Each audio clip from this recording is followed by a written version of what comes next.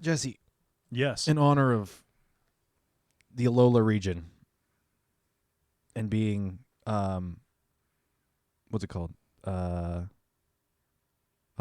got... You're being distracted again. Yeah, somebody got hit by a puck. Oof. Somebody in the crowd. That's not good. In honor of the Alola region, I just want to put out optimism. Optimism ring. More distractions. I want to point out a cold, hard fact and a truth that we all know. Pineapple belongs on pizza. Get out.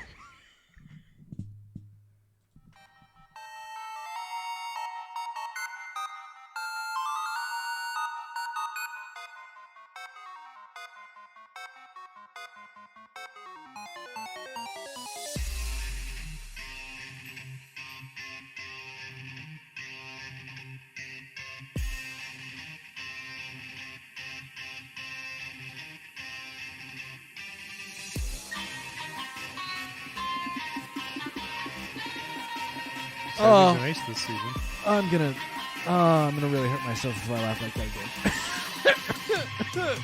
Welcome to the Battle Science Podcast, a Pokemon GO PvP podcast where one half of us like pineapple on pizza and the other half doesn't. I am the half that does like pineapple on pizza, Steven, aka Boy in the Woods. Joining me, as always, is the other half that does not like pineapple on pizza, Jesse, aka Rocket Admin J. You're wrong, but hello. Oh, maybe that should be our, if we're doing a team-based tournament for our next charity, for Extra Life this year. One half is the for pineapple on pizza, and the other half is non-pineapple on pizza. I want to say, no, I'm not going to name names because I don't actually know who all is on which side, but I've got a feeling that the for pineapple on pizza has some really strong competitors versus the people that vehemently or against pineapple on pizza. But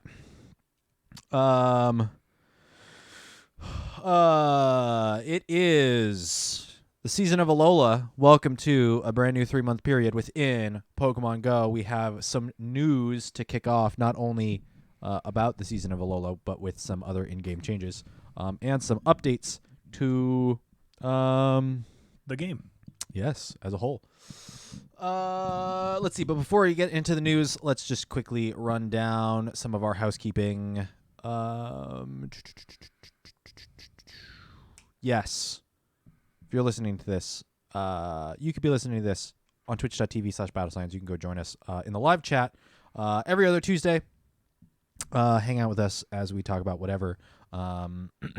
We might be doing pre-shows where we just talk about sports, and that could go up on, I don't know, YouTube or something, Steven's Sports Corner or something like that. I don't know.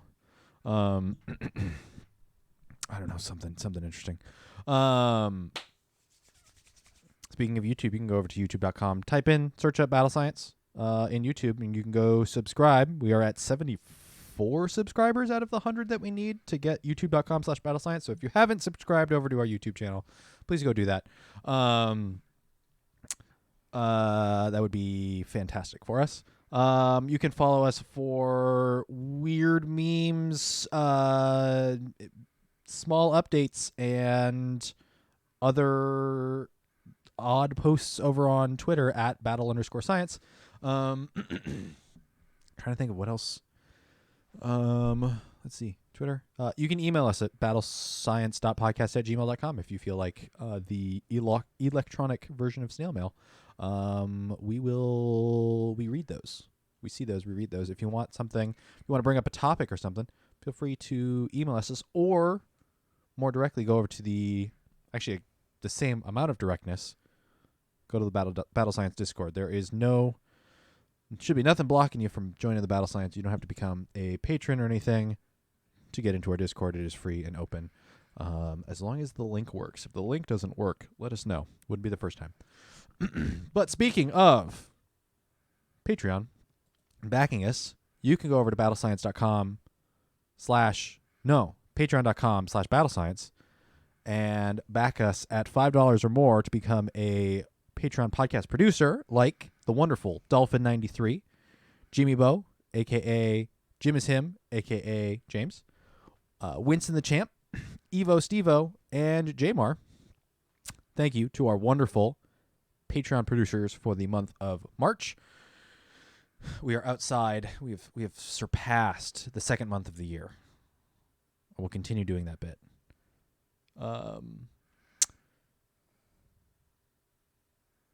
Or you can go over to patreon.com/battlescience and back us at the $1 tier or more to get the monthly Battle Science After Dark podcast where we talk about absolutely whatever with no holds barred.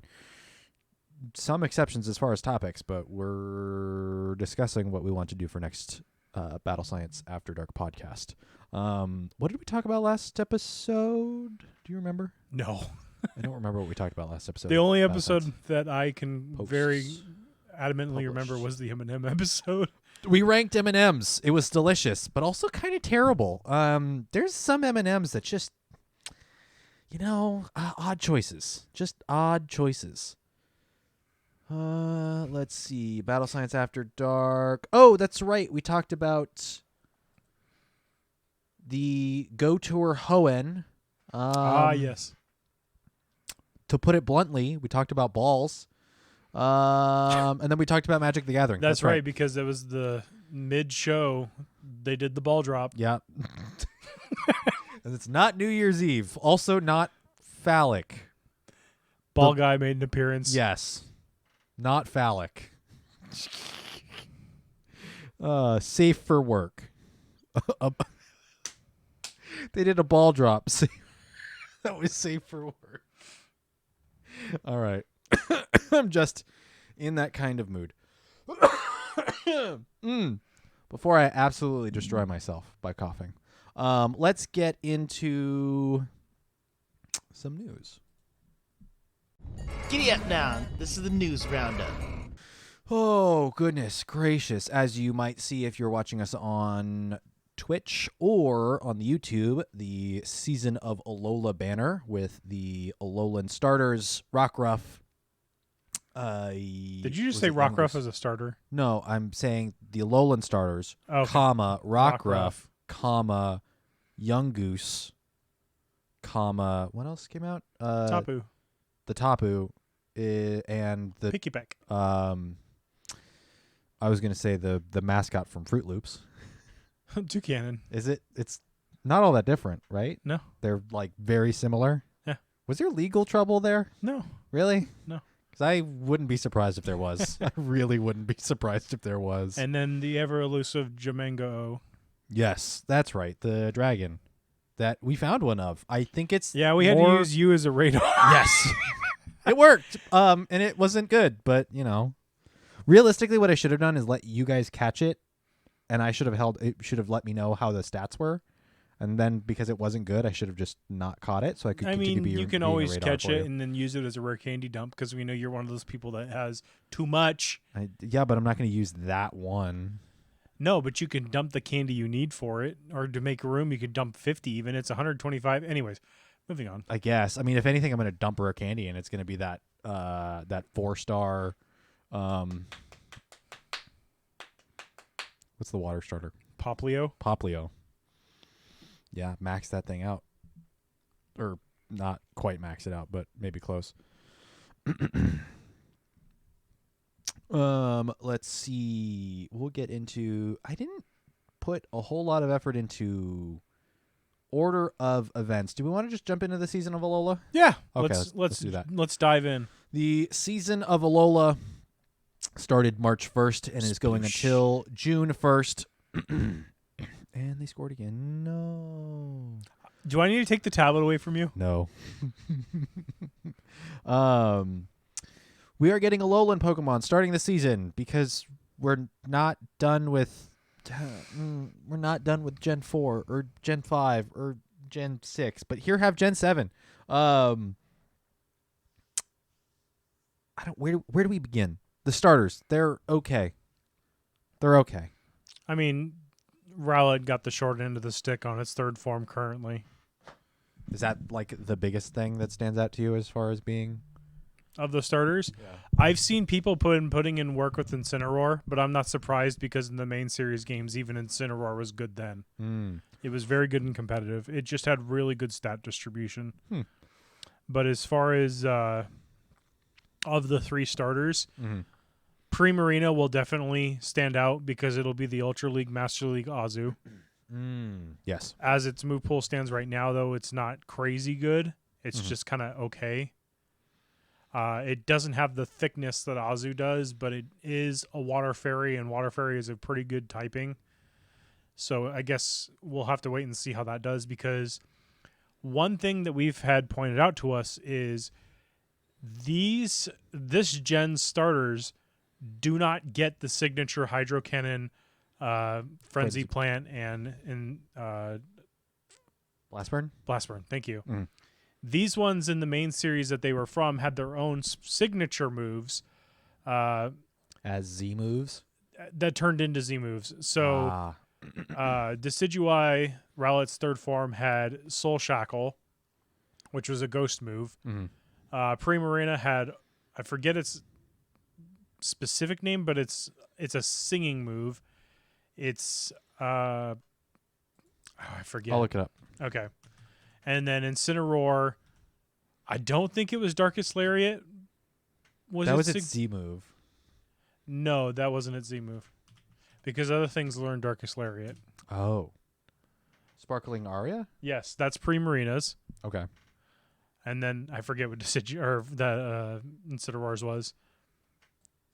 It's pretty cool though, but so their base move became an even powerful version of when used with their Z Crystal move.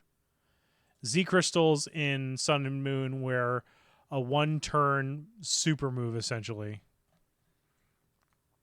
that had varying effects. I think the one that stands out to me the most that I've seen in competitive play was Eevee's move, which was Evo Boost, where all of its stats went up. Incineroar's was Darkest Lariat. It was Darkest. Okay. Yeah, Decidueye's is Spirit Shackle. Spirit Shackle. Okay. And then don't even get us started on Hisuian form Decidueye. Triple arrows. I don't even know. Grass Blaziken. Yes. But of the starters, I think it's just a good time to stock up on candy. If we're being honest, I know Alola was one of the more underappreciated gens. I think the designs were amazing. And we have some even cooler designs to come still. I know a lot of people don't like Incineroar, Dark Tony the Tiger. I think Decidueye was really cool. It's the Ranger from D&D. They're great.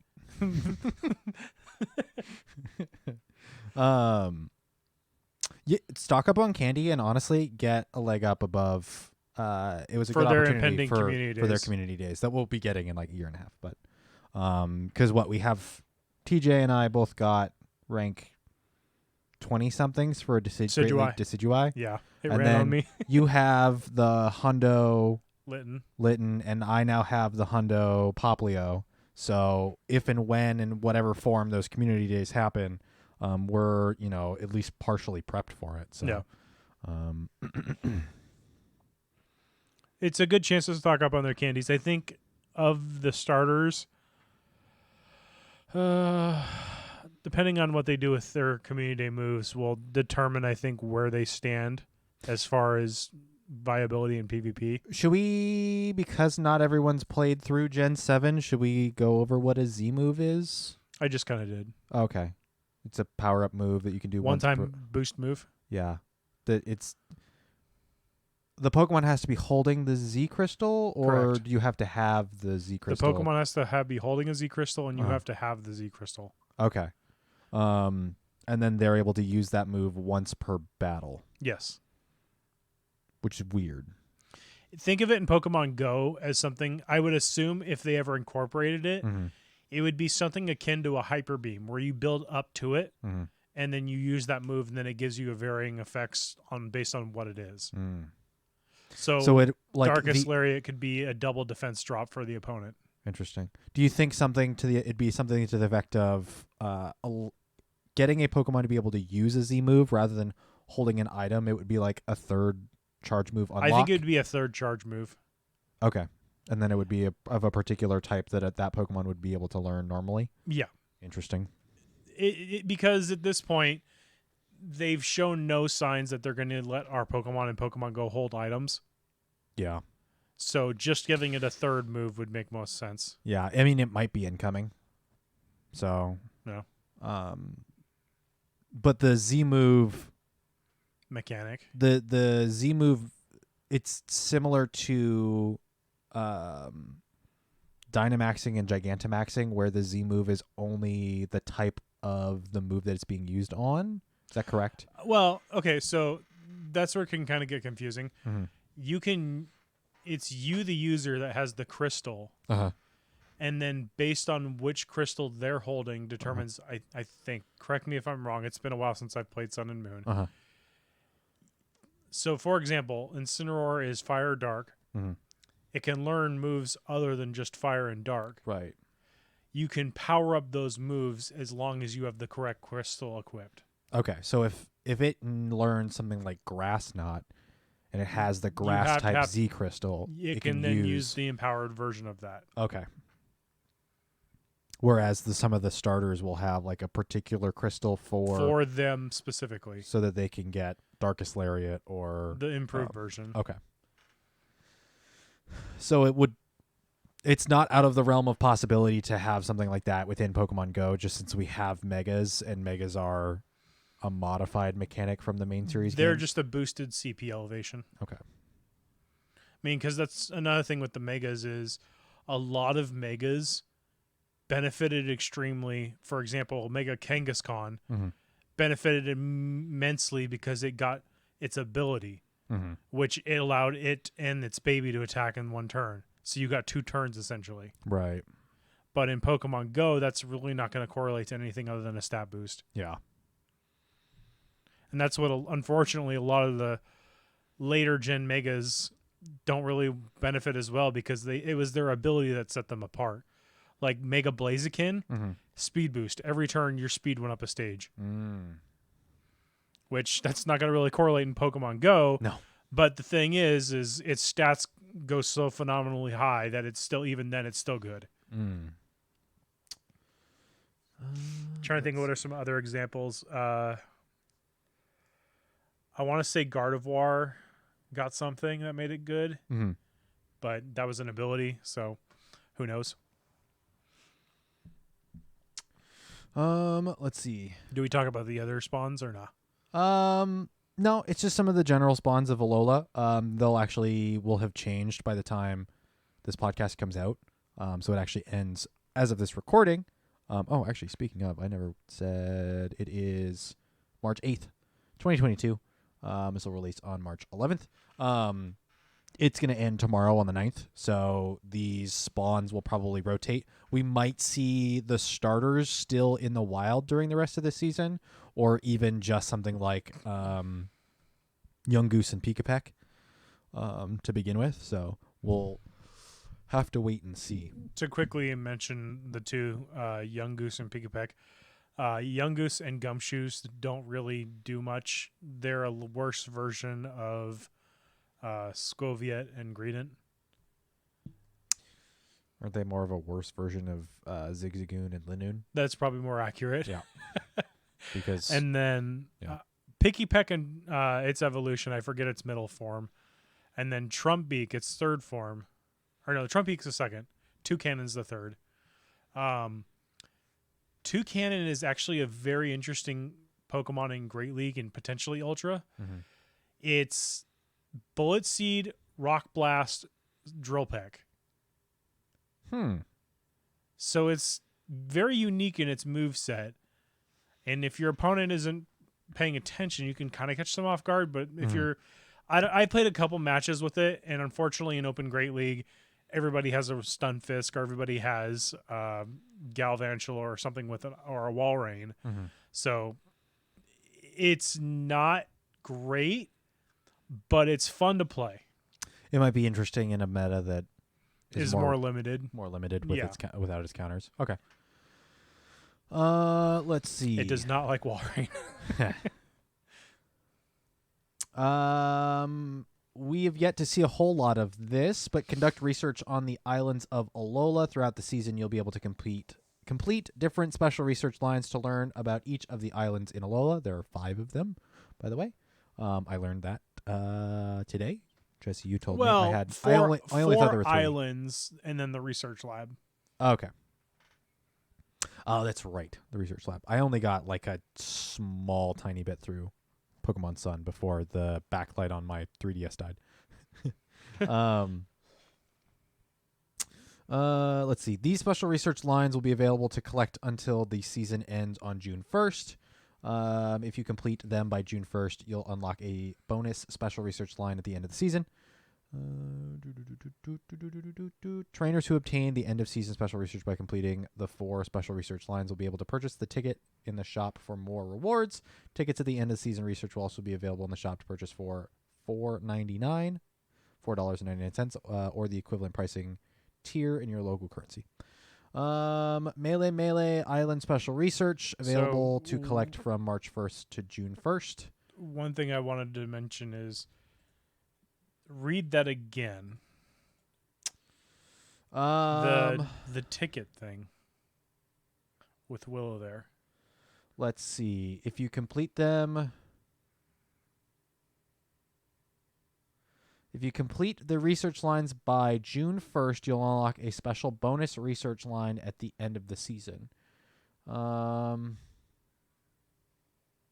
Trainers who obtain the end of season special research by completing the 4 special research lines will be able to purchase the ticket in the shop for more rewards.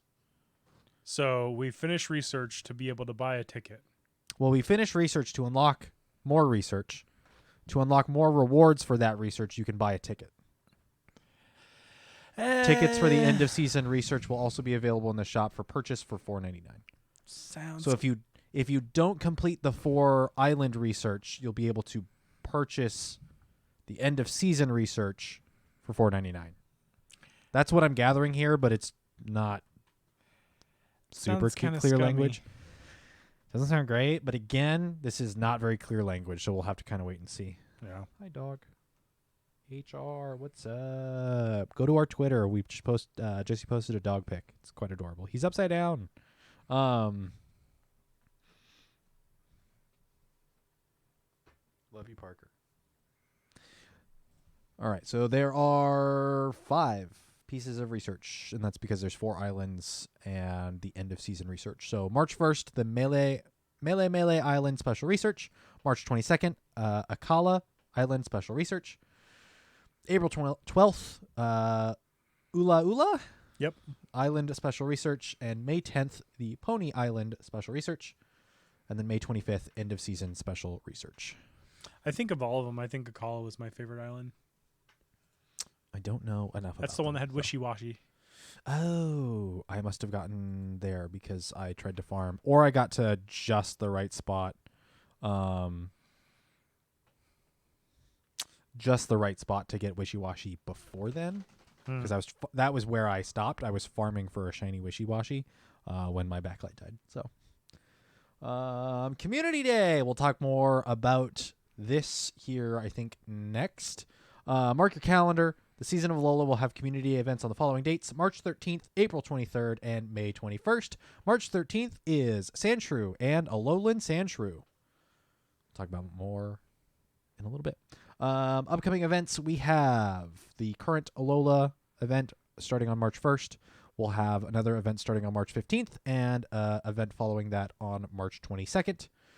And then we'll have events in April and May, but we do not have dates for that just yet.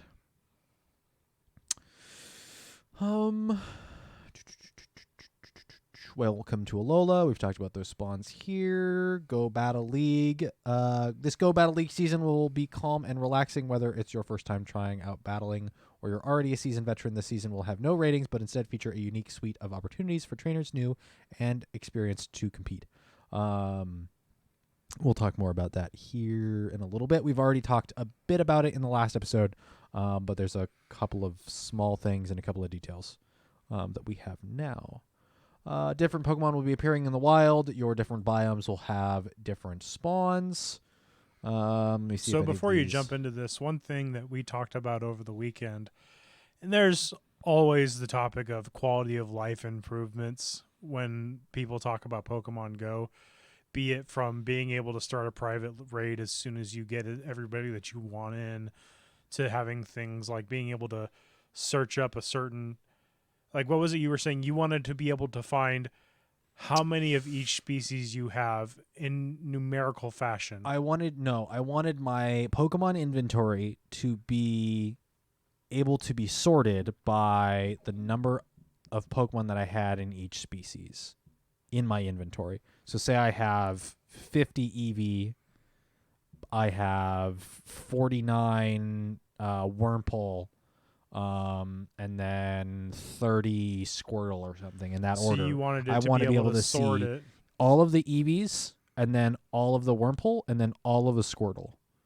Right. In so that sorting order it from from the top thing to you have the most of to the thing you have the least of. yeah, and then in the reverse order as well.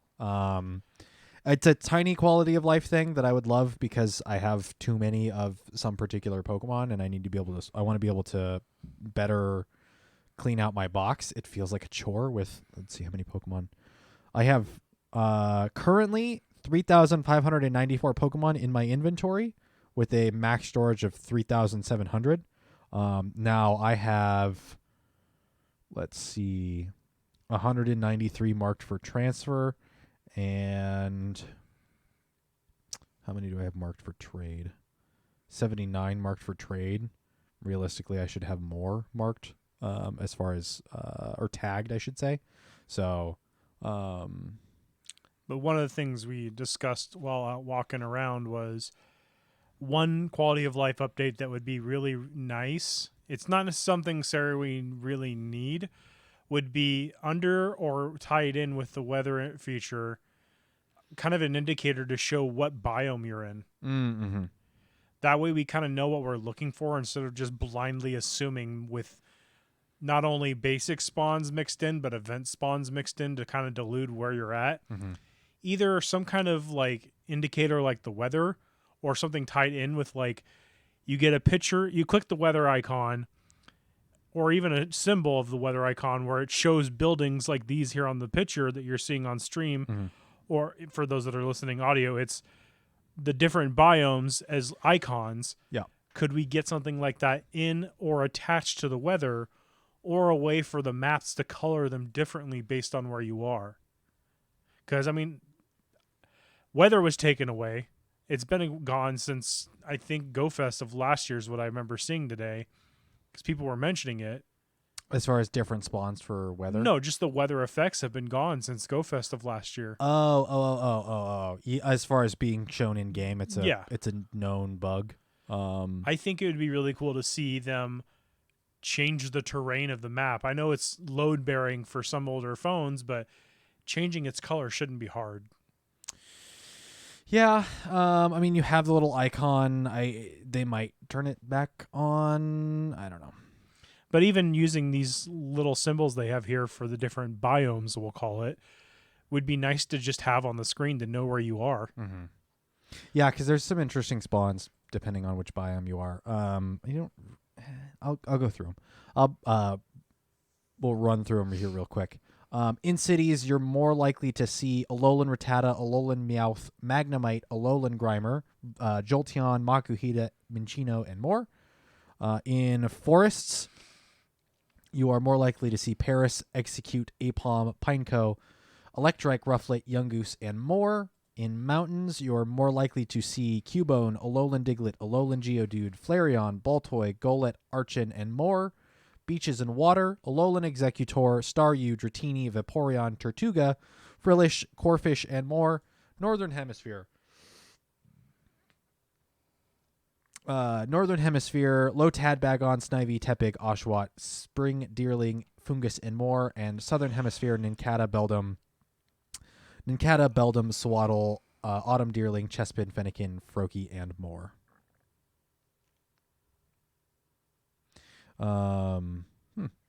Cool. One of the Leafs players just got a hat trick. So your biome spawns are a little bit different here. They've rotated a little bit. I don't know. Overall reaction, I don't have a big problem with any of these. I think the water biome is probably the most appealing to me. Mm-hmm. Yeah. I like the Alolan Grimer in cities. Farming that would be nice. Just because I need more XL candy. Not it's also quite nice there. that we see Rufflet out in the wild for once. Mm-hmm. with the forests. Wasn't Tortuga region locked? No, Okay. that's Torkoal. Okay. For whatever reason, I thought Tortuga was a particular region. Let's see. Northern Hemisphere. Nothing on this list stands out as being incredibly relevant. Southern Hemisphere, kind of the same boat. Interesting to see the rotation between Chespin, Fennekin, Froakie, and then having Snivy, Tepig, and Oshawott. I guess it's kind of bizarre considering, so up here in the Northern Hemisphere, we just had Chespin, Fennekin, and Froakie. They have not had their community days, so it was nice to have the ability to farm them for additional candy, as well as looking for, premier IVs for community days ahead of a community day. Snivy, Tepig, and Oshawott, none of them have been super crazy, although we're now seeing Samurott within Obsidian Cup performing. And to be fair, Superior has actually been pretty decent as an alternative to Venu and Meganium in restricted metas. But besides that, the two hemisphere splits from these lists, nothing sort of breaks it. Yeah, I mean, for us, we get the Fungus, which is extra Stardust. Yeah, I guess. If you find them, they spawn a whole lot. I don't think I've seen a whole lot so far. So,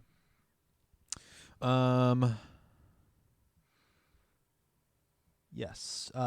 Eggs broke down. I guess there's a slight change. Let's see. Young Goose is in 2K. Young Goose and Pikapek. Your Alolan starters are in 5Ks. 10Ks have Rockruff and Jangmo-O.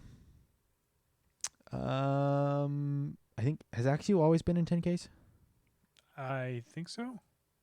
And then Adventure Sync rewards, 5Ks. I think the only adjustment here is Fantup. Fantup is now in the 5K Adventure Sync rewards, which is an interesting addition. And then in 10K Adventure Sync, I don't know if Gumi was already in those I think Gumi eggs. got added. Yeah. I think it went from the 10K regular pool and then moved to that. It kind of baffles me that Dratini, Bagon, and Beldum all had community days, but they're all still in 10K Adventure Syncs. Like, I guess they have to put something in there that's kind of disappointing. I don't know. And who knows, they'll probably get rerun. I mean, Dratini actually already got a rerun community day. Dratini's been, huh? No, it didn't. Didn't it? No. Okay, it's just been featured in literally every dragon Every type. other event. Every other dragon type event has had Dratini in abundance. So, and who knows, it might To be fair, it is one of the more better endgame Pokemon. So if someone's looking for a raid Pokemon, it's pretty good. And for Rockets. Yeah. That's true. Let's see. As much as a cop-out as it is. Yeah. Seasonal bonuses. Increased incense effectiveness while moving. Asterisk. They removed increased effectiveness while not moving. So that's a whole issue. That's a whole hot topic. That's a hot topic I don't want to go into. But we did have the chance to test it this last weekend. What did you think of? It was noticeable.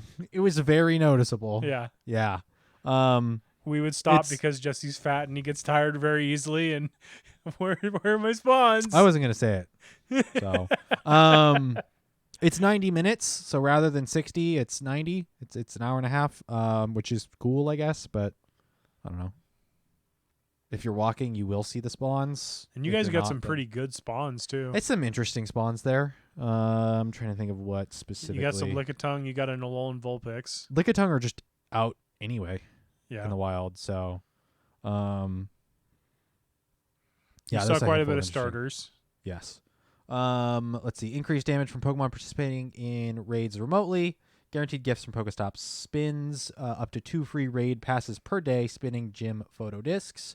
So these are the in-person ones. These are seasonal bonuses. 2 in-person raid passes free per day. And incense will last for 90 minutes. So those seasonal bonuses have adjusted here. Fun fact, I reached out to Lured Up podcast because someone had asked in their thing when they discussed the rework to incense if it affected Meltan boxes. Mhm. I tested one last Tuesday. Meltan boxes are still 60 minutes, and you still get them every other minute spawn stationary. Okay, so the Meltan boxes are the same. As of this recording, haven't been changed. Okay. Niantic might change it because Roundup does work with them. Keep it the same. It's nice. I don't know why they would change it if they've. I honestly If it thought stayed the that the mechanic for incense and the Meltan box were both on the same thing. Both using the same mechanics. Yeah. So I figured it's just a different name. Not always, but there have been moments where they do seem to be tied. So Yeah, because when they adjusted it to the stationary spawns, the Meltan box changed as well. Interesting. But it currently, as of last week that I noticed, Meltan boxes still are an hour long. So if you want to use an incense that's stationary focused, the mystery box works. And if you don't know how to get a mystery box, check on YouTube, check it up on Google. There are lots of resources out there to help show you now how to get one. If Pokemon Home isn't still broken, you can get it through there. Or if you know someone that has Pokemon Let's Go, you can get a box through them. I think that's about it as far as relevant information from the season of Alola. We'll see what the next event has in store for us March 22nd. It's 2 weeks. See. That'll be on the day that we record the next podcast. So Ooh. cool. Should we dress up in floral prints for it? Hawaiian shirts. We could. We don't have a camera on, so I don't think it would matter a whole heck of a lot. I can bring my lei. Do you want to talk about Community Day or the Go Battle League? Let's jump into Community Day. Okay. We don't have to spend too much time on it.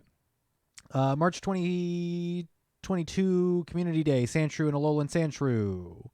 March 13th, 2022 from 11 to 5 local time. This Sunday. Trainers were excited to announce that Sandshrew and Alolan Sandshrew, the mouse Pokemon, will be... That's right. Pokemon is the plural of Pokemon.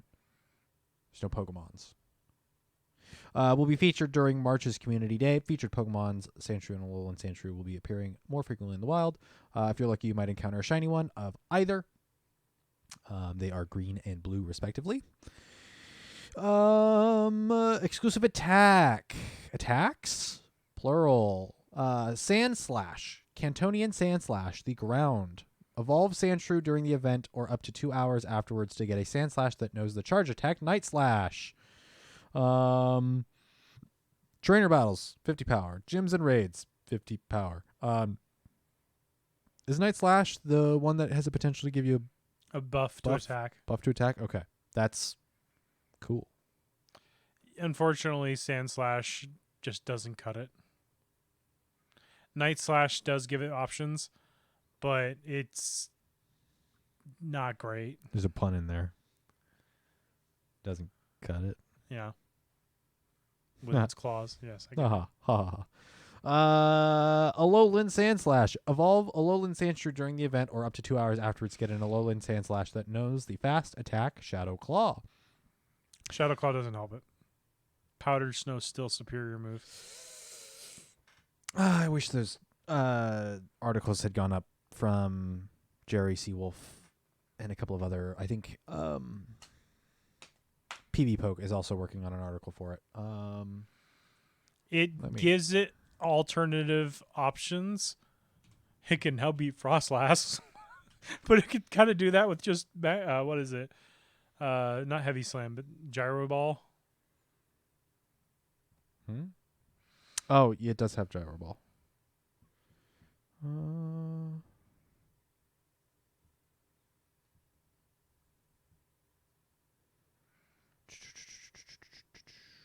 While Steven's looking that up, I'll finish in here. The Community Day Special Research Story, Gritty and Glacial for $1 equivalent in your local currency. You will be able to get the special research ticket, which will have probably the most of the same rewards that we've seen per these tracks when you buy them. The event bonuses will be 1/4 hatch egg distance when eggs are placed in the incubator. Incense activated during the event will last for 3 hours. Lure modules activated will also last for 3 hours. And of course, the snapshot surprise. The event bundle will be A one-time purchasable community box for 1280 coins featuring 30 Ultra Balls, 3 Super Incubators, 5 Lucky Eggs, and 1 Elite Charge TM. A bundle containing 30 Ultra Balls will also be available in the shop at no cost, so make sure to pick up during the event. There will also be some new stickers available. They are pretty nice looking. Sandshrew and Alolan Sandshrew. And as always, the following: please follow your guidelines from local health authorities when playing Pokemon GO, and upcoming events are subject to change. Be sure to follow us on social media, blah, blah, blah, blah, blah, blah, blah, blah, blah. Doesn't look like he's posted. No, he had initial findings. A nice side grade for Alolan Sandslash with Shadow Claw. Now able to beat things like Coffee-Grigus, Mew, Shadow, Hypno, Lapras, and even Azumarill that lacks or never lands Hydro Pump. Powdered Snow still has a place, though, as it instead outraces stuff like Pidgeot. Shadow Claw still generally beats other flyers that Powdered Snow does, even Mandibuzz, Meganium. Other grasses still fall before Claw, Lickitung, and Greedent. And Shadow Claw in Ultra League looks basically a straight side grade, adding wins versus Caesar and perhaps importantly for Premier formats, Gallade, yes, even in Premier Classic. Yeah, so it's just an alternative option. As for the original Kanto Sandslash, as exciting a charge move as Night Slash can obviously be, it does not look likely to turn K-Slash into an overnight PvP superstar. It does bring in some exciting new wins like Defense Deoxys, Nidoqueen, Jellicent, albeit just barely, and Obstagoon by way of finally having a true bait move to set up a closing Earthquake, but Sandslash has to replace the now interesting Rock Tomb, which instead can take out Noctowl, Talonflame, and mostly by the way of reducing their attack, Vigoroth, and Swampert. Yes, Sandslash is currently capable of beating Swampert. No, really. That is from JRE47, a.k.a. JRE Seawolf, from the Reddit. You can go check him out on Twitter at JRE Seawolf. Yes, so these aren't meta breakers, but also not super surprising. Yeah. Also, these are new moves, so we are seeing move adjustments this season, even though last episode I said we weren't going to see there's a potential we won't see any changes, but these don't shake up the meta at all. So my thoughts still stand. There's a chance that the next community days that we'll get with move adjustments just won't shake up the meta like this. I don't think we'll see anything for a while that'll shake it up as much as Walrein did. And even then, I don't think Walrein really adjusted a whole heck of a lot. So it changed some stuff around. Yeah, it's more relevant as far as like Go Battle League, but I don't know. Oh, as far as PvE? Well, PvE, no, it didn't change much. Like Go Battle League, it adjusted. It gave more. It put more options on the table as far as ice types, I would say. But yeah, I don't think it's done. It shows you haven't been doing GBL. Yeah, I don't. So I don't see the direct impact there. It's pretty big. Interesting.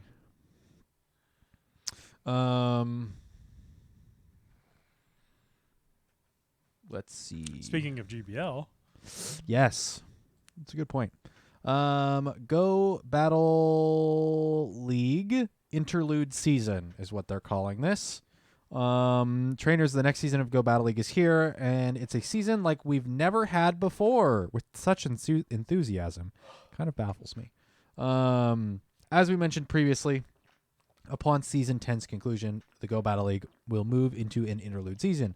Learn more about why we're hosting an interlude season in our recently published Dev Diary, which we'll go over here in just a moment. Let's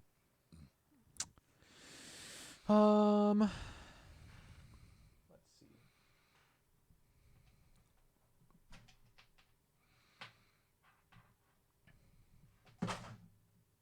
You breaking stuff again? Apparently. I actually properly charged my tablet here. It was on 3%. Let's see. Interlude season start date, rank resets, and end of season rewards. Season 10 will be extended until blah blah blah. That's fine. It's already over. Yes, things. Yes, rankings will cap at 20, and there will be no visible ratings. So your grind time for what were the ratings above rank 20? Things like elite, ace, elite, trainer, legend, veteran. Those kinds of things. Don't have to worry about those anymore. As of this season, I should say. We have a breakdown of all of the metas that will be coming. Holy cow. Are these broken down by week by week? Let's see. 15th through the 22nd, 22nd through the 29th. Yes, these are week by week. Oh, goodness. The metas change week over week. So, as of this week, March 8th through March 15th, Ultra League with Ultra Premier Classic. Next week, the 15th through the 22nd, Master League with Love Cup, with 3 times Stardust from Win Rewards active. March 22nd to March 29th, Great League with Little Jungle Cup. March 29th to April 5th, Ultra League and Catch Cup. Catch Cup would be fun. April 5th through April 12th, Master League and Halloween Cup with 3 times Stardust from Win Rewards. April 12th through April 19th, Great League and Little Cup. April 19th through April 26th, Ultra League and Retro Cup. April 26th to May 3rd, Master League and Kanto Cup. God, this is ridiculous. Every week. May 3rd to May 10th, Great League and Flying Cup. May 10th through May 17th, Ultra League and Element Cup. May 17th through May 24th, Master League and Master League Premier Classic. And May 24th through June 1st, Great League, Ultra League, and Master League. So we are getting the fiesta of game modes swapping week over week. I like that concept. Why didn't they call it that? Fiesta? I don't know. Cup Fiesta. Fiesta. Slayer. Timed research ticket battle. For our most dedicated battlers, a timed research ticket will be available in the shop for free once the interlude season begins. This timed research will keep track of your victories throughout the season. Each research page will require progressively more wins to complete, and doing so will reward you with a small amount of Stardust. Keep at it throughout the season to see how far you can get. If you are someone who hasn't started their season of GBL yet, use that ticket first. Go grab that ticket, and then you get Stardust based on wins. It really isn't a whole heck of a lot, but it then doubles the amount of wins that it requires for every reward. So you start getting up to almost 120 wins needed to finish one. Yes. It's weird. And it's easier to use that at the beginning of the season than mid-season like I am. Dude, we're like a week. I'm already level 15. I know, but we're a week in and you've already claimed it though. So I know. Yeah. The wins are going to be hard to come by for sure, but yeah, it's interesting. Interlude season Go Battle Days. We have already passed the Go Battle Day for Seal, which you could get the double legacy Dugong if you evolved it during that period of time. Rip my rank 4 that I already evolved. It was already a Dugong. I could not regular TM. That would have been nice to be able to TM the ones if you already had them. Wouldn't it have been? That's why I said rip my rest in peace my rank 4 that is not double legacy. I have a rank 25 that's double legacy now, so that's something I guess, but then I've got to power it up too. So, and that rank 4 is already powered up. It's already ready. Again, rip the homie.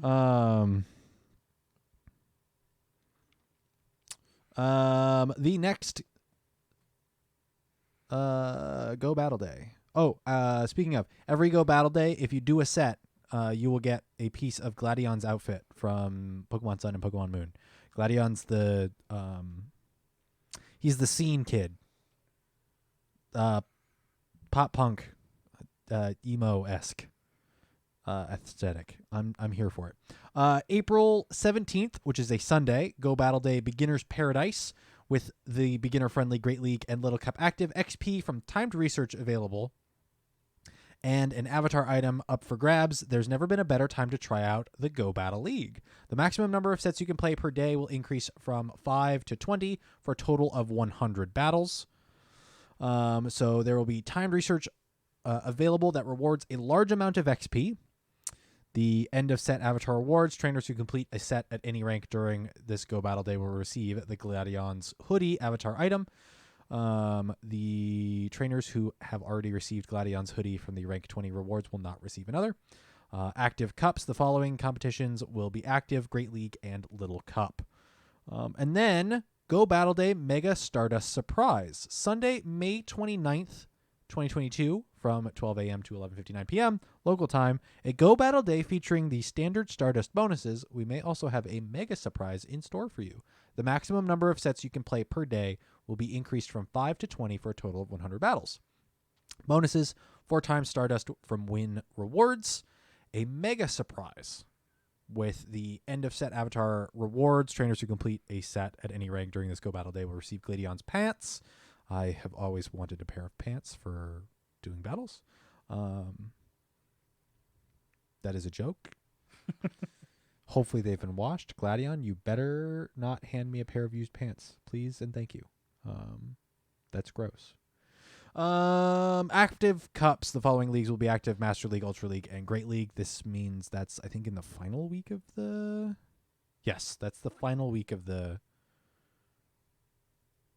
One of the final days. Let me check the calendar. May 29th? Is that the last day?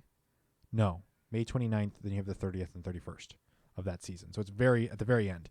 But I have highlighted here in the video format a mega surprise highlighted. Jesse and I were going over this before the podcast. So I have a little... Yeah, it's not quite tinfoil hat. It's not conspiracy theory. But I have an idea of what this might be. A drum roll, please.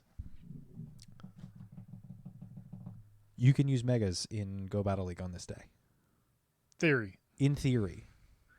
It has yet to show up in Go Battle League or in Silph, the Silph Arena as eligible Pokemon. But I think this final Go Battle Day will be used as a test to see what the use of megas within all 3 of the leagues, so Master, Ultra, and Great League. This is the spot for them to test how megas affect metas. The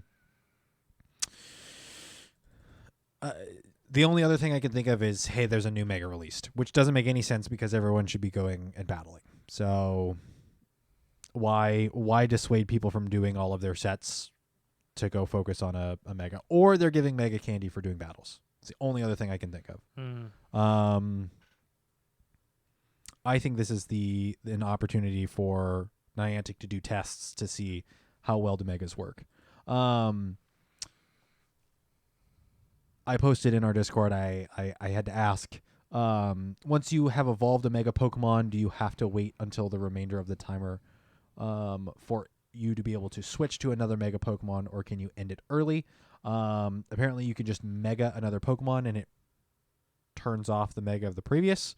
The only downside is that's a bit expensive as far as mega-ing Pokemon. So, who knows? We could even see a reduction in the requirement for mega-ing a Pokemon. Thoughts? Maybe? I don't know. I very rarely use megas. Okay. I mean, if it's something that does happen, will that increase my wanting of using megas? Probably not. There's a few that stand out to me right now. Charizard X would definitely be a game changer because it brings in a new fire dragon. And then like I said, I've never tested battles with a mega active. If I have a mega on my team and it's in my back, does it then boost the other types of that Pokemon in my team's moves? All valid questions. I don't, to my knowledge, currently it doesn't do that. No, and I can't imagine it's going to do that. If it does, it just makes that mega more viable. Yeah, but it then potentially breaks the rules of what Go Battle League and battling within PvP is, operates. Yeah. Because if you're just using it for a type change or for a move boost, a CP boost even. Because if you're using it for just a CP boost, you have it at a lower left level that it balances out to what it would be in that bracket. It doesn't make it any better, if that makes sense. Not necessarily. Yeah. Because it's a lower level. It's still a lower level, but you do see a stat increase and you see a CP boost. But the stat increase and the CP boost are indifferent because you have a level 20 Beedrill, you have a level 12 Mega Beedrill. They're going to come out to the same stats because it's still the 1500 CP. Thereabouts. So yeah. Megas competitively, if that's how the formula works, I think you do need to put in that thing where it boosts other of the same type to make it more relevant, because we don't see any of their special abilities when they Mega, and outside of that, they don't get different moves. They're still using the same moves that they had even pre-Mega. There's no, outside of gyms and raids in the candies and the catching extra of the same type species, there's no benefit for them in PvP. Not necessarily. But I think this is the test to see, is there an adjustment? Like, how is the widespread use of the feature within Go Battle League? And even then, if they do incorporate it, people that go crazy and farm tons of those candies, are they put at a higher advantage because of that over people that don't use Megas? Because there are Megas like Mega Slowbro, for an example. That will become the new Wobbuffet. Mega Steelix. That too. Massive defense. Yeah. Like things like that where the stats just shoot through the roof on one of their stats can become very crippling, if anything. Mm-hmm.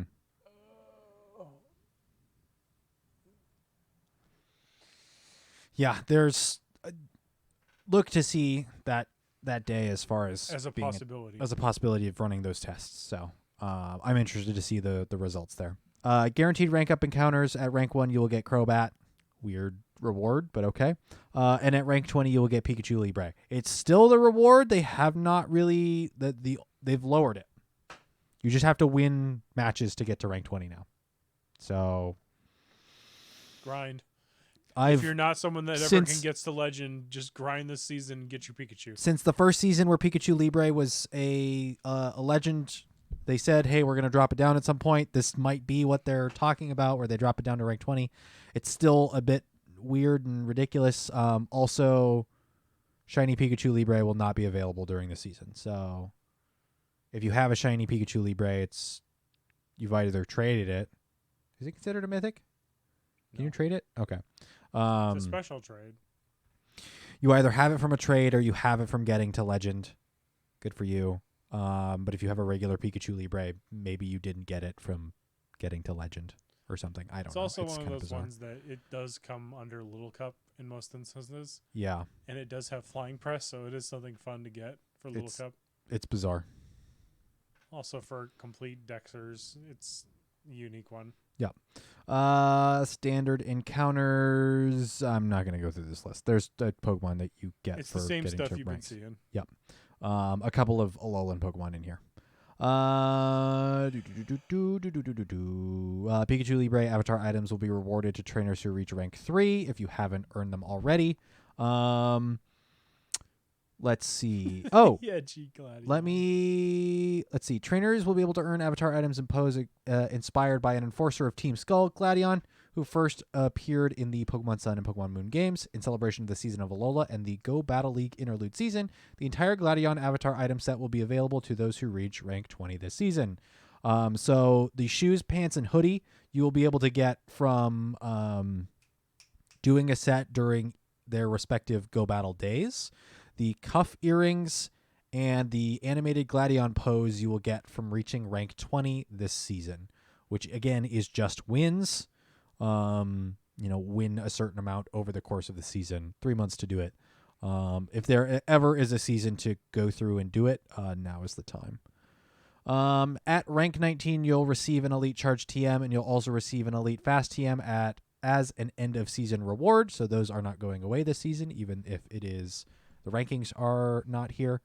Let's see. Cups. We've already talked about which cups are available and when.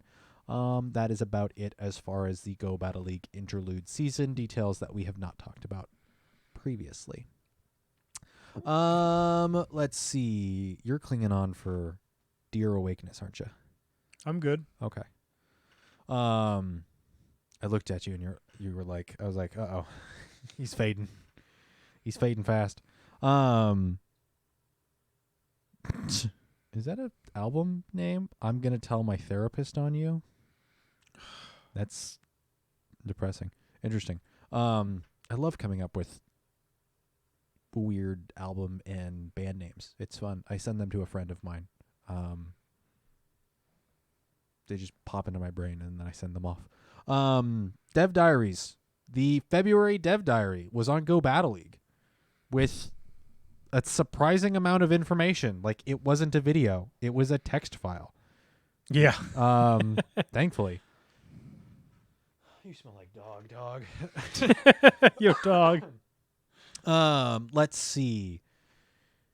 It's a lot to go over, so why don't we just hit the key points? I didn't read through it. I read through the Go Stadium's breakdown of it. So, Do you want to just read over that?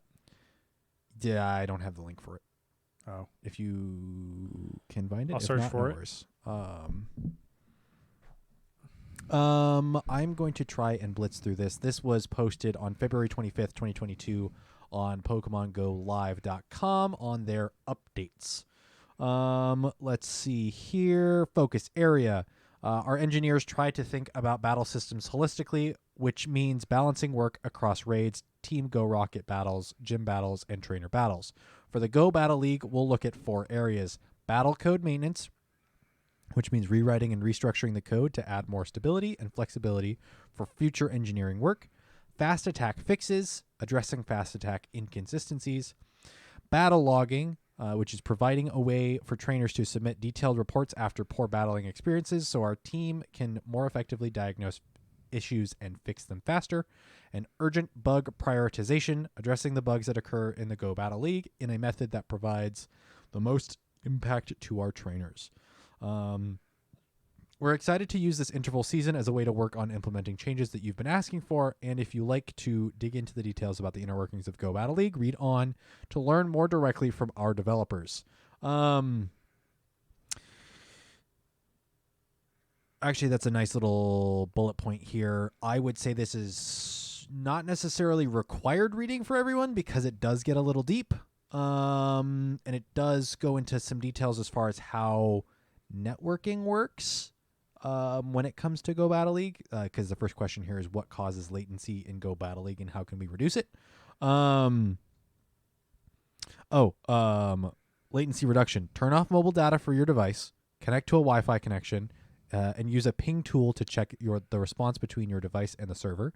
Disconnect from Wi-Fi connection, turn on mobile data, use the ping tool again. Basically connect to whichever Network performs better. Yes. I sent you the link on Discord. Oh, nice. Let's see if this sees. Whoa, it's already up. Cool. What do we learn? This is stadiumgaming.gg from the Go Stadium team. No one in particular as far as the author for this post. I would shout you out, but it just says Go Stadium team. Whomstever that is.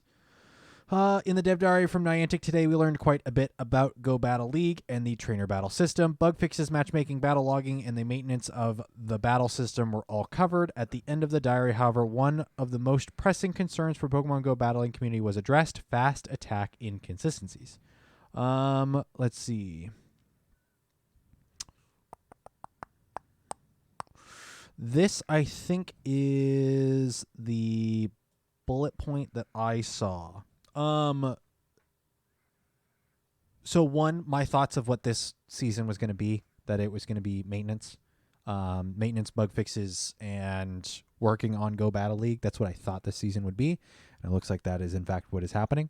It is the operation health of Pokemon Go, which is cool. Or Pokemon Go PvP, I should say. They clarified a couple of things here in this dev diary as far as how the game is supposed to operate, so that we aren't guessing as far as the mechanics themselves. Yeah. So this is the bullet point that I read and I think is the most important. Fast attack inconsistencies. Fast attack and charge attack interaction is changing. What does this mean? Veterans of trainer battles will remember that historically a charge attack being used at the same time as a fast attack will cause the charge attack to resolve, as well as the fast attack resolving during the charge attack. As we understand this, that will remain. What's being removed is the inconsistent potential to deny an opposing fast attack. To give an example, if you are using a Hypno against an opposing Hypno, whenever you throw a charge attack, they should get a confusion through, and vice versa. What else is changing? The solution mentioned, once put in place, would presumably make some minor adjustments to fast attack / charge attack prioritization on the same turn. To give a couple of examples what this might mean. Example 1.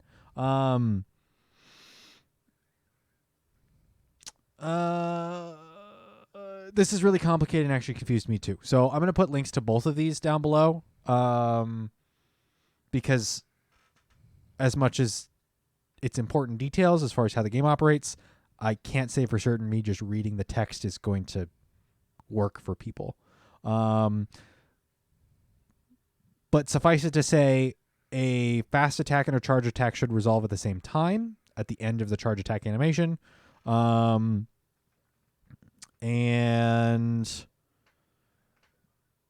they are working on ways to make that the most consistent as possible. Things. Does that sound good? Should I go into details here? No, I think most people that either listen to us or have played PvP, it's one of those things that we need to see the changes before we really... At this point, it's just talking about them. It's just speculation. These are the things they plan on doing, but we still have yet to see. I think if you're someone that wants to know the technical aspect of what's been going on or what's been done wrong or what all these terms mean, then searching it up is something definitely worth doing from a technical aspect. But if you're just someone like me that wants to just battle, I just want to battle and don't mess it up, then we just have to wait till the end of this season and hope that we have to hope that these changes that they are trying to make before the big stage tournaments work. We hope that what they're saying, track record forgiving, follows through. Mm-hmm. That this all just doesn't become one giant dumpster fire.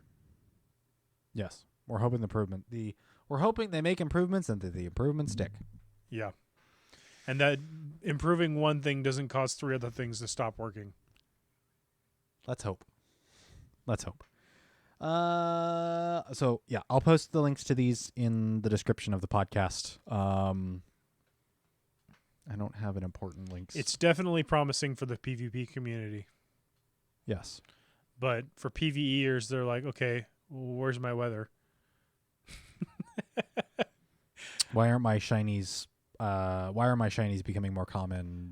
Why does it take 3 hours to feed a gym of berries?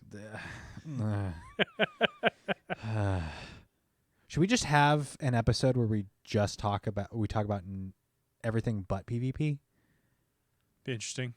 Yeah, just we'll have to overall, bring the in rest of the somebody game. else who's an expert at non-PvP stuff. Oh wait, is that not us? We could have a bonus episode roundtable of just people. I want PvP, like PvP pros, but we're not talking about PvP. Huh. I just want to talk about the rest of the game experience. What do you do outside of PvP? There's more to do. Yeah. Actually, that's an interesting segue over to February 23rd, 2022, an update from PokemonGoLive.com. Pokemon Go roadmap early 2022. Trainers, we have some exciting plans for Pokemon Go in 2022, and we want to take a moment to give you a peek at some of what we're working on. Throughout the upcoming year, we'll be focusing our efforts on improving Pokemon Go and bringing fun, exciting updates to trainers around the world. At Niantic, our hope is to evolve our games and experiences along 3 unique pillars. 1, real-world social interaction. 2, exercise. 3, exploration. These categories have always been central to our design approach, but implementing ideas based on them has been challenging over the past 2 years. Now, however, we'd like to share some of our initiatives our team is hard at work on. Things of this like a guide for upcoming months, or think of this like a guide for the upcoming months. Of course, game development is challenging and unpredictable, so please take note that some details may change. There will also be additional events and updates between now and then, so look forward to some surprises. With all that said, here are some of our projects our teams have been working on. Continuing global events with Pokemon GO Tour. So they want to continue doing Johto, and then potentially Kanto, but they're looking to do additional events for, like, say Johto had the Sunday events that were available in Select cities. Select cities. Some of the new features from this year, each of which inspired by a contest-winning trainer. You'll be able to opt in or out of battling once you face a certain number of them. This way, you'll be able to choose between engaging in more challenging battles or shifting your focus towards other features of the event. On top of that, there's new Masterwork research featuring Apex Shadow Pokemon, blah, blah, blah. Go Battle League improvements is what they're working on this season. Postcard updates, seasonal updates.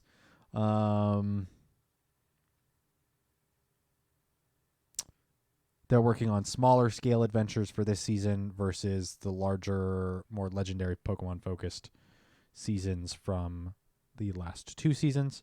Community updates.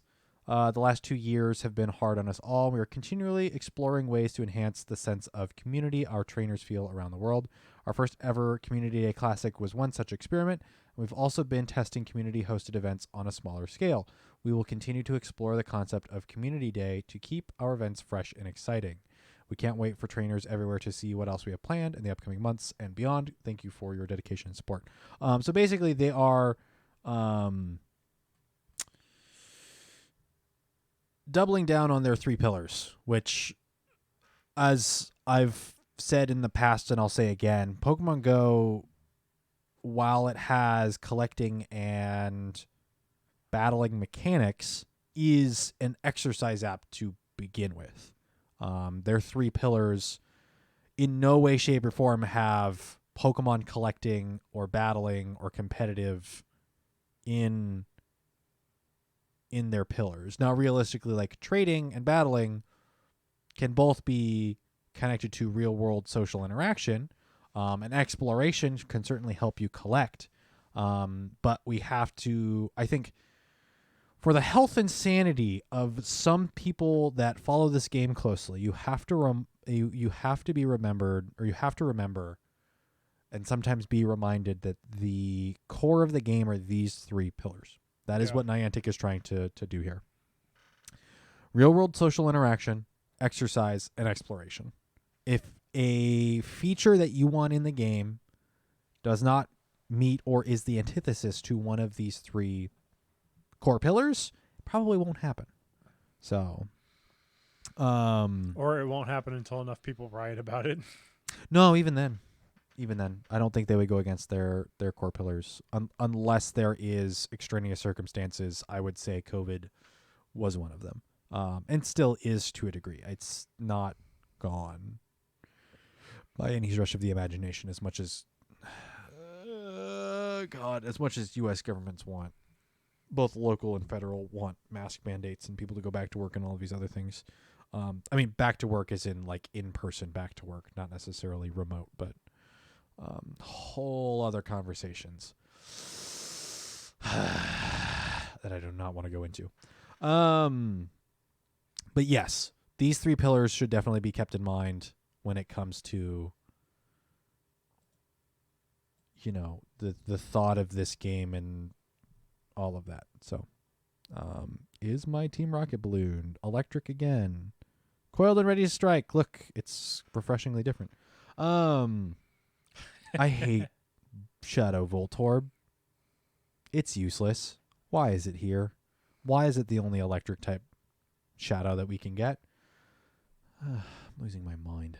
I think that's all of the news topics I have here. Okay. Nope. I take that back. Something on Twitter. At Play Pokemon. Attention trainers. Registration for the first Pokemon GO event of the 2022 season is now open for Liverpool's regional championships. Put your skills to the test and sign up to compete at the upcoming event here. pkmn.news/3 lowercase p, uppercase m, lowercase u, uppercase x, lowercase u, lowercase b. If you are in the UK or the Liverpool region and are wanting to participate in the Pokemon GO competitive scene within Pokemon Zone scope, go register. Yep. We should see rollouts of actually play Pokemon. Oh, we're already following them. Cool. We should see updates for other regional tournaments. I think Jesse and I have our eyes on a regional tournament for Vancouver, Canada in May? The end of May. End of May. So fingers crossed. We'll go there. We'll hang out with peeps. And we'll go see some competitive Pokemon Go. That'll be cool. So one thing I did notice about the announcement for the Liverpool is you have to pay to enter. What's the cost? Do you know? I don't. I want to say it was $50, but I feel like that was too much. Let's just look at the link. I have the internet. Why wouldn't I? Yes, I will accept cookies. And milk.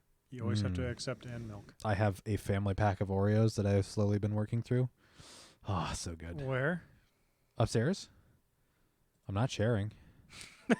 Those are mine. But I brought you pizza. You did bring me pizza, and I can pay you back for that. But I will not pay you back in my Oreos. No! Those are my Oreos. Wait, do you have Girl Scout cookies? I don't have Girl Scout cookies yet. I have not left the house today. My smartwatch is showing less than 1,000 steps, and that needs to be fixed by the end of the day. Looks at dog. 11:59. The dog walk only gives me about 4,000 steps. My goal is 8,500 per day. So I'm going to need a double dog walk tonight. And if it's raining, I definitely don't want to do that. So, sorry, let me just beat the snot out of this poison rocket real quick. That poison snot. Get yourself checked out. Go to the doctor. It sounds bad. Let's see. Liverpool. Click here to register. About to leave a site. That's fine. Weird. Registration open. Let's see. Masters division, 50 pounds. 50 pounds to USD. 54.54 United States dollars. So it's roughly $55. Roughly $55. It'll probably be about 50.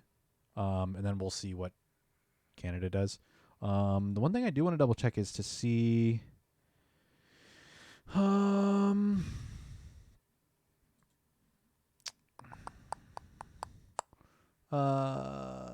that's the tournament. I want to see if they have details on Oh, they can sell out of slots. Oh boy. Oh, cool. You get a goodie bag with it. It's not just entry. So your Pokemon Go goodie bag, string bag, playmat, promo card, €5 side events voucher, hand sanitizers, one face mask, and disinfectant wipe. So you get a little goodie bag with registering for tournaments, and it looks like that's the same thing with everything. So TCG, VCG, and Pokemon Go. That's interesting. This regional doesn't have Pokken Tournament. Did they remove Pokken Tournament from Play Pokemon Competitive? I don't know. That's interesting. I want to go back then to Liverpool.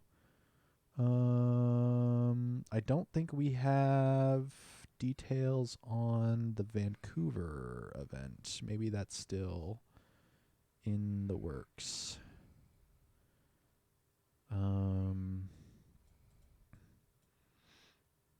Back to results. Liverpool, Brisbane, Salt Lake City. March 19th. Okay, we're still just far enough away. I want to see tournaments. Is it open to the public? Pokemon League provides a nearby place for you to get together with fans of both Pokemon trading card game and Pokemon video games. Have some fun with other Pokemon players who love collecting and playing just as much as you do. Yeah, so I imagine it'll be available to the public unless we see some crazy stuff, and also it is our closest one might just be the Canada one, and I don't know what Canada's restrictions will be. So we will see. Yes. Pokemon Go. In-play Pokemon. I'm excited. I'm hyped. I don't know if they'll stream any of these. I'll keep my eye out.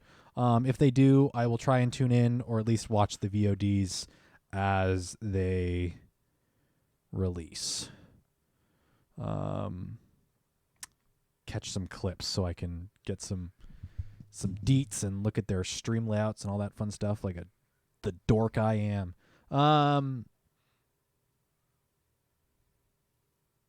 Yes. What else? You want to talk about the Obsidian Cup? I mean, we did kind of cover it already. Yeah. First-hand experience, I've been in 2 tournaments so far. Practice tournament and a remote live tournament. I won the remote live tournament. Felt nice to win a tournament for once. Mm-hmm. Key takeaways: dragons are strong. Dragalge is very good. Samurott is incredibly annoying. It is very fast getting Hydro Cannon off. Mega Horn can be a really good nuke if you're not paying attention. The Bug Steals are very strong also. And Regirock is being punished left and right. Everybody is running anti-Regi. Well, I mean, any counter user is anti-Regi, so Any counter, any water, or any fighting. Or, sorry, any counter, any steel, or any water. Mm-hmm. Which, there's a lot. Because a lot of the dragons can learn Aqua Tail. Be it Dragonair, Dragalge, or there was another one, but I can't remember off my head. Haxorus. Haxorus has both counter and surf. It's a very strong influence dragon or bug steel meta. Cofagrigus put in a lot of work for me, but I think my biggest MVP of both the practice tournament and the regular tournament was Ferrothorn. Wait, Fortress. Sorry, Fortress. Yep. The spiky pinecone evolution. Most of my matches for the win condition came down to spamming Mirror Shot. I saw people running Fortress with Heavy Slam. I saw people running Fortress with Return from a purified one like I have. And I saw people running it with the new Rock Tomb. So there was definitely some options. Another thing that I noticed is it's a very mixed bag of dark type users. So I think looking at what your team structure is and playing around with what you're comfortable with is definitely going to be a big thing. But just know that there's a lot of fast nuke pressure moves in this meta. Be it from the Hydro Cannons from Samurott or things like Earthquake from Fortress. I had a couple matches where I led with Fortress and threw an Earthquake first, and they didn't shield it because they assumed I was going to bait with Mirror Shot. And that flip matches for me. I had some opponents say that they were not a fan of Zweilius. Mhm. Zweilius being another one of the dragons that just kind of melts things away if you're not careful. But there are a lot of things that counter Zweilius in this meta. I think for me, Zweilius was the best answer to things like Sableye, Umbreon, and Cofagrigus, just because I didn't have. So my one problem with looking over the teams this month has been Umbreon is a very solid pick, but if it gets matched up in something that it can't do anything to, it just can't do anything. One example would be Obsidian. If it gets caught on Obsidian, there's literally nothing it can do. Because you can go to throw a Last Resort, sure, but if you don't have Last Resort, one, that sucks. And two, it's got to get to Last Resort. Meanwhile, you're sitting here being pummeled with counter and Brick Break if it's running Brick Break or Cross Chop. I think it's Brick Break. And then all the bugs also eat away at the darks. But a lot of the bugs in this meta aren't the bulkiest. I think the bulkiest bug is still Trash Wormadam. And even then, you're not running at Confusion. You're running at Bug Bite and Bug Buzz with Iron Head. I did see one Trash Wormadam, but I think that was in our practice tournament, and I had an Cantonian Ninetales on my bench, which in the end just stayed on the bench. It didn't do anything, but it's like I need some kind of fire type to dissuade all these bug steals from coming in at me. But that didn't work. They still came. I got to work on my team. I have really a pretty solid Regirock that I don't think I'm going to be using, but you were salty at me when I was like, "Oh, do I have a good Great League Regirock? Oh, it's rank 500 or so, and sub 1500. All right."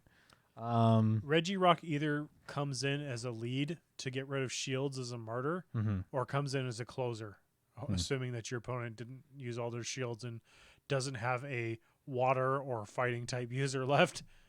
I think I've got enough flexible stuff here that I can build a solid team. I would love to run Thick Boys and run XL Wobbuffet, XL Chansey, but I just don't have the XL Candy. So if you're someone that's coming into this meta or looking to play in this meta, but you don't have all the limited mythicals or limited legendaries such as Regirock, Sudowoodo is a good alternative to both Regirock and Defense Deoxys. I've had a couple people in the tournaments that I was like, I went out of my way to ask them, I was like, did you run Sudowoodo and what did you think of it? And I said, was it a better alternative because you just couldn't afford or have a good Defense Deoxys or a Regirock? And most of them said, yeah, it worked for what it needed to do. And it's the same with Bonsly. I know there's a couple of people like in the Western Washington University Discord that they just like Bonsly because it's funny. It's memey. Oh, the one opponent when I dropped you off for that first round Was running like all XL. Whalmer, Poniard. Yep. Bonsly. Bonsley. Just some really crazy random stuff. And they worked. It's just a lot of those earlier stage Pokemon don't have the damage output that their evolutions do. And that's kind of what sets them back. But it was a very fun team to go up against. And I think that was Cannonballs from the server that ran those. Yep. But that was an interesting and very fun team to go against. Everything else was very straightforward meta. Fortress, Zweilius, Umbreon, Defense Deoxys. You know, just the things that are looking like they are going to perform. I think Samurott is definitely something to consider because with the Fury Cutter Mega Horn, it does punish the darks really well, and nothing in this cup likes being smacked with Hydro Cannon. The only thing that resists Hydro Cannon in this meta is going to be either Water and Dragon. And I think the only other two viable water types in this cup are going to be Walrein and Politoed. I did see someone run Blastoise. I didn't play against them, but apparently lead Blastoise with Skull Bash is obnoxious. Interesting. You do have to sacrifice a shield for it, though. Yeah. But then you just sit there, skull bash, and then hydro cannon your way to victory. Dark types are very prominent in this cup because two of their biggest threats, being fairy and fighting, are banned.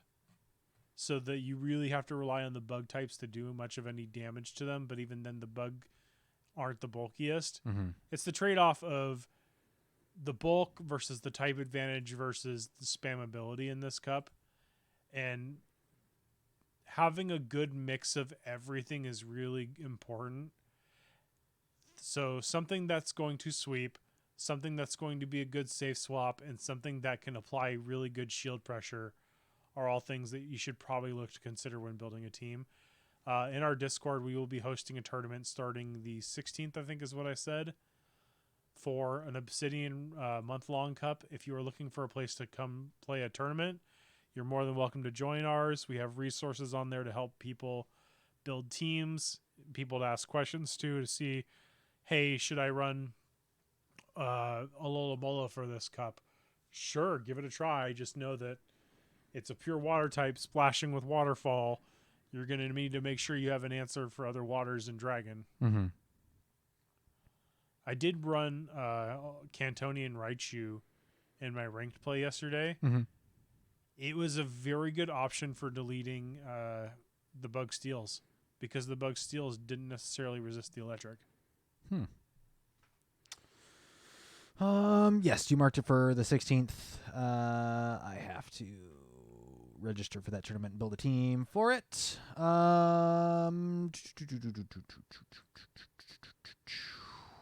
Yes. Things.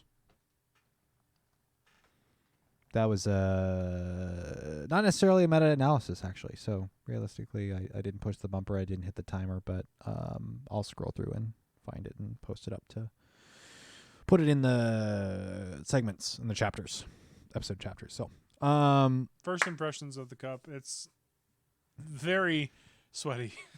Oh, okay. It's got some I was interesting stuff. palpitating a little bit on that final match last night in the 4-round tournament. Uh-huh. I was just like, I finished with the opponent, and it came down to the fact that I won because of mirror shot debuffs. Oh, yeah. You were making mention about that. You got 2 mirror shot debuffs. Like, I popped off, and Casey's like, what happened? Did you have a stroke? It's like, I might as well have. That was me with beating Sephiroth in Final Fantasy VII Remake. My mom was packing for her trip, and I was like, yeah, because I beat him. And it's like, it's those gaming moments that people that don't game just won't know. They won't understand. Non-gamers just don't get it. They just don't get it. They just don't get us capital G gamers, you know? With our Pogs in the Hot chat. Pocket and Doritos and Mountain Dew, poggers. We didn't talk about Johto Tour. Go Tour Johto, because that happened in between the last episode and this episode. Anything awesome? Thoughts? Quick thoughts? Quick thoughts. If you're going to turn off a feature in an area, please let your players know. Oh, that's right. The trainer battles. They were not available in... Complete polar opposite to last year. Yeah, they were all over last year, and they were not available in a particular area where we were at. Being in Western... found out 4 hours in. Was it 4 hours? It was more like 2. Yeah, we found out a couple hours in that there was... the mall that we were hanging out yeah. is not a fan of Pokemon Go players. They never have been, so they disabled rockets for the area. Yeah. Which also correlated to trainer battles. Yeah, which means we had to go about, I don't know, it's a 10-minute walk. 3 or 4 block. Yeah, a block and a half away to the local park to get those trainer battle spawns. The downside is those trainer battle spawns would despawn every once in a while. So, realistically, finding them was a little bit inconsistent. Not the end of the world, but it was interesting. And again, it's like Jamar mentioned in our discussion that we had was it's not Niantic's fault that area is disabled. Yeah. But just having an ability to know. What was it that we mentioned that if rockets can come from balloons during these events when rockets aren't the main focus, why can't the trainers come from balloons? Didn't they come from balloons previously? No. I want to say there was a time where there was non-rocket balloons. I mean, there was Jesse and James. Okay, maybe that's all I'm thinking of. Interesting. Yeah, I honestly I would love to see Because not everybody, I mean, there were some people that decided to play from home. There's no way for them to finish that. That's another one. The evolution requirement, where some people got screwed out because they didn't evolve an Espeon. Yeah. One good thing about the evolution requirement, or the complete for the challenge, we found out pretty early on after I bought a box of incubators that you didn't need the babies. Thank goodness. Yeah. Yeah. I think there was a lot that they could have done better, but it's like I've talked with other people. It's what did you go into the event expecting? Yeah, it wasn't gonna like break records or be like super crazy. So, I do agree with the general consensus that it should have been 2 days. I would have loved. I mean, we were only able to get everything done because we were pretty focused. But did it feel like you could have gotten more done and enjoyed it more if it was 2 days? Yeah, it would have been a lot more casual, and I would have been okay with that. I mean, it was 12 hours long, so, yeah,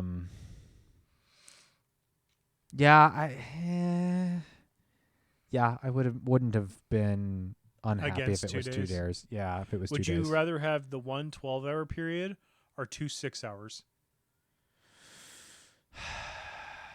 I mean that's I don't know. That's a good question.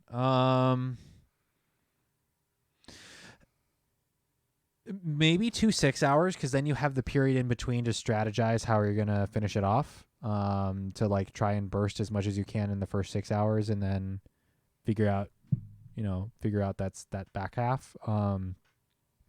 There's still just enough as far as research. There's just enough stuff going on that trying to get everything done within that period is probably still going to be tight. So I don't know if I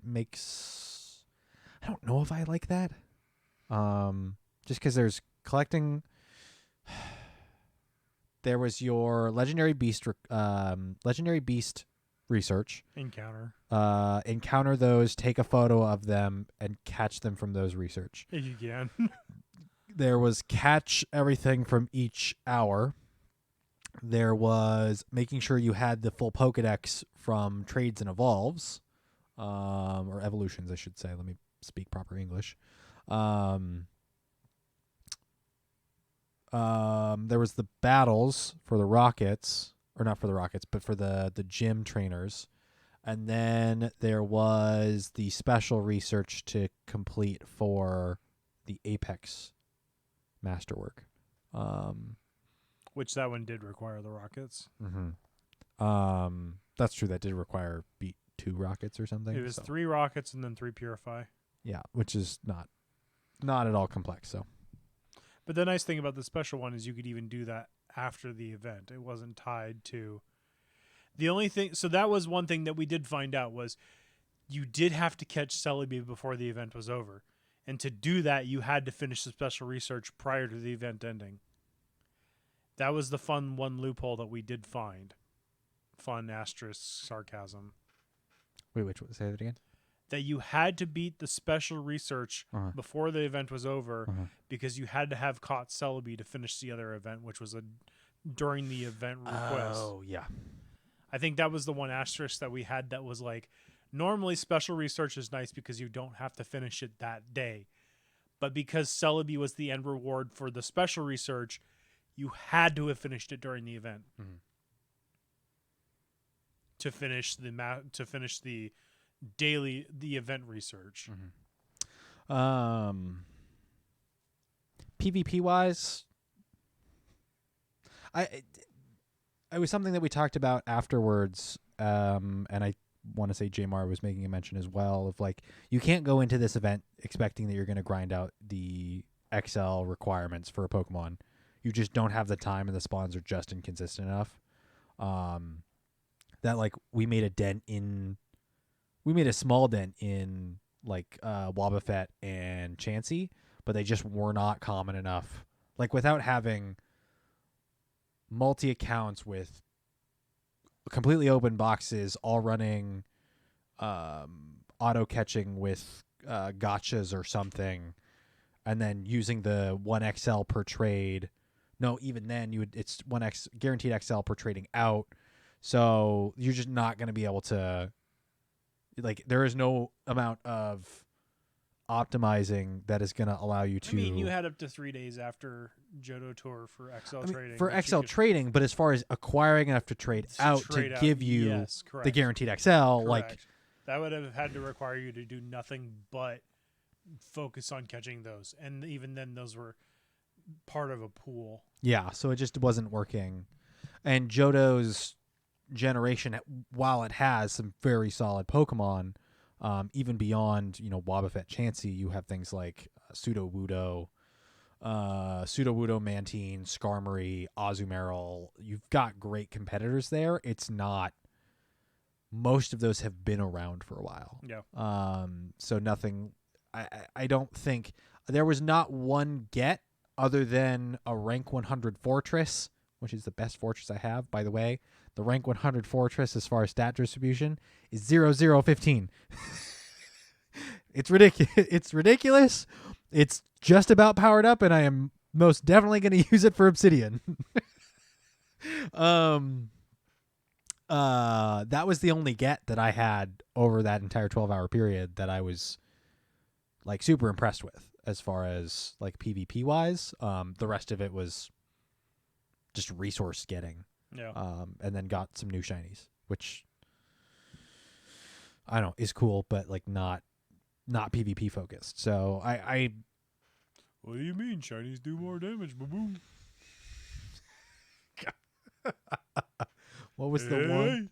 What was the one that we were looking at? And it was like shinies do more damage, and I was like, yeah, because this one's like super high attack anyway. Oh no, I was thinking of the Skiploom that I have. Oh. So I found, was it PV Poke that puts out here's the optimal ideal PvP stats. Here's the attack weighted stats so that you have breakpoints against things that it normally wouldn't win against. Mm-hmm. So I have like a rank 30 Skiploom. I have the exact IV stat distribution for the attack weighted, and then I have just about that same stat distribution in shiny, and I was like, shinies do more damage. Yeah, I mean, I think as we talked about in BSAT, I think the Hoenn Tour is probably going to be better. It's going to have cooler things. I think it has more opportunities to be Maybe niftier. We see Kecleon during the Hoenn Tour. Exactly. I mean, Kecleon's probably going to be like Smeargle, and it's going to be absolutely pointless, and who cares anyway? So yeah, long stretch. I think it's it. Yeah. I don't have a community question, so I'm not going to worry about it. High fives, everybody. We made it through another podcast. We will see you all in 2 weeks. If you want to, check us out on Twitter at @battle_science. If you want to chat with us in the Discord or join our Battle Science Obsidian Cup that starts on the 16th, you can go over to our Discord. Let me do a quick check. Did we put a link to our Discord on Twitter? No. Where's a good place to check our Battle Science posts published? I want to check to make sure our link is still functioning. View Discord.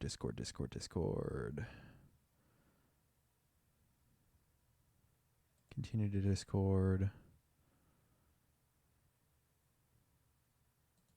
Yes, it takes us to good. The link to Discord, discord.gg/C, lowercase k, 7, capital Z, lowercase s, lowercase n.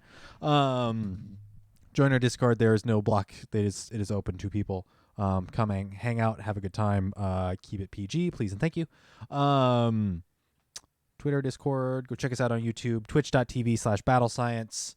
Patreon.com/battlescience. Again, thank you to our Patreon podcast producers. You can back us at the $1 tier more to get the Battle Science After Dark podcast, which is a Patreon exclusive podcast, or the $5 tier or higher to become Patreon podcast producers.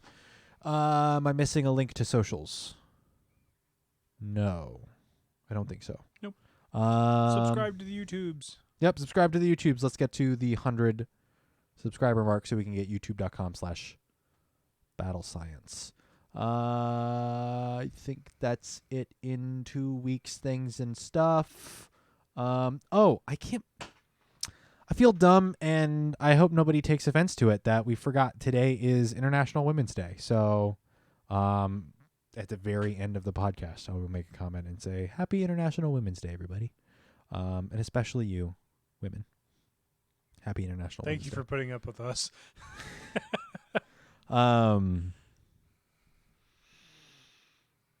Yeah. I think that's it. All right.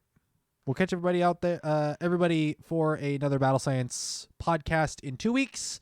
Till then, we'll catch you out there on the battlefield.